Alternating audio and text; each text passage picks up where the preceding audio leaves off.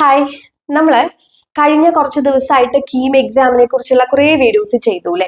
അപ്പൊ കുറച്ച് സ്റ്റുഡൻസിന് ഡൗട്ട് ഉണ്ട്, +2 കഴിഞ്ഞിട്ട് എഞ്ചിനീയറിംഗിന് ജോയിൻ ചെയ്യണമെന്നുണ്ടെങ്കിൽ കീം എക്സാം മാത്രമാണോ എൻട്രൻസ് എക്സാം ആയിട്ട് വരുന്നത്? അങ്ങനെയല്ല. ഇപ്പൊ നമുക്ക് കേരളത്തില് നമ്മൾ അഡ്മിഷൻ കിട്ടണം എന്നുണ്ടെങ്കിൽ കേരളത്തിലുള്ള എഞ്ചിനീയറിംഗ് കോളേജസിൽ അഡ്മിഷൻ കിട്ടാനാണ് നമ്മൾ കീം എക്സാം എഴുതുന്നത്. ഇതല്ലാതെയും ഒരുപാടധികം എൻട്രൻസ് എക്സാംസ് ഉണ്ട് നമുക്ക് എഞ്ചിനീയറിംഗിന് ജോയിൻ ചെയ്യാനായിട്ട്. അപ്പൊ അതിനെക്കുറിച്ച് ഞാൻ ഒന്ന് ബ്രീഫായിട്ട് പറഞ്ഞുതരാം. ഇപ്പൊ നാഷണൽ ലെവലിലാണെന്നുണ്ടെങ്കിൽ നമുക്ക് അറിയാം JEE main and advanced.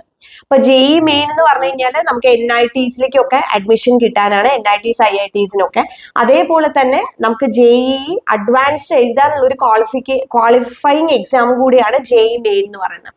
JEE advanced qualified ആവുന്നവർക്കാണ് ഈ IITസിലേക്കൊക്കെ അഡ്മിഷൻ കിട്ടുന്നത്. ഓക്കെ, അപ്പൊ അങ്ങനെ ഉള്ള IITസിലേക്കും NITസിലേക്കും ഒക്കെ അഡ്മിഷൻ കിട്ടാനാണ് JEE മെയിൻ അഡ്വാൻസ്ഡ് എക്സാംസ് നമ്മൾ എഴുതേണ്ടത്.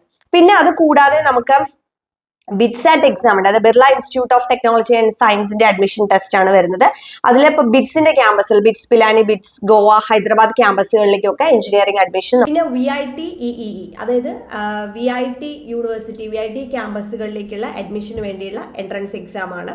അപ്പൊ ഇതൊക്കെയാണ് പിന്നെ നമുക്ക് നാഷണൽ ലെവലിൽ വരുന്ന എക്സാംസ്. പിന്നെ സ്റ്റേറ്റ് ലെവൽ എന്ന് പറഞ്ഞു കഴിഞ്ഞാൽ നമുക്ക് ഓരോരോ സ്റ്റേറ്റിനും എൻട്രൻസ് എക്സാമുകൾ വരുന്നുണ്ട്. അതിൽ നമ്മൾ കേരളത്തിൽ നമ്മുടെ എക്സാം ആണ് കീം എക്സാം എന്ന് പറയുന്നത്. ഓക്കെ, അതേപോലെ തന്നെ പല യൂണിവേഴ്സിറ്റീസും എൻട്രൻസ് എക്സാമുകൾ നടത്തുന്നുണ്ട്. അപ്പോൾ അതാത് യൂണിവേഴ്സിറ്റീസിലേക്ക് നമുക്ക് അതിൽ എഞ്ചിനീയറിംഗിന് ജോയിൻ ചെയ്തിട്ടുണ്ടെങ്കിൽ അവരവരുടെ പരീക്ഷകൾ നമ്മൾ എഴുതണം.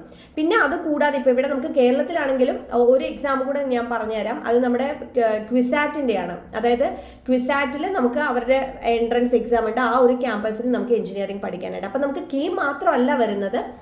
അപ്പോൾ ഈ പറഞ്ഞ എഞ്ചിനീയറിംഗ് എൻട്രൻസ് ഒക്കെ നമുക്ക് അപ്ലൈ ചെയ്യേണ്ട സമയം വരുമ്പോൾ നമ്മളതിൻ്റെ അപ്ഡേറ്റ് തരുന്നതായിരിക്കും. ഓക്കെ, അപ്പോൾ ഈ ഒരു ഇൻഫർമേഷൻ നിങ്ങൾക്ക് യൂസ്ഫുൾ ആണെന്നുണ്ടെങ്കിൽ ഒന്ന് ലൈക്ക് ചെയ്യുക, നമ്മുടെ ചാനൽ സബ്സ്ക്രൈബ് ചെയ്യുക. ഇതുപോലുള്ള ഒരുപാടധികം അപ്ഡേറ്റ്സ് നമ്മൾ പ്രൊവൈഡ് ചെയ്യുന്നതായിരിക്കും.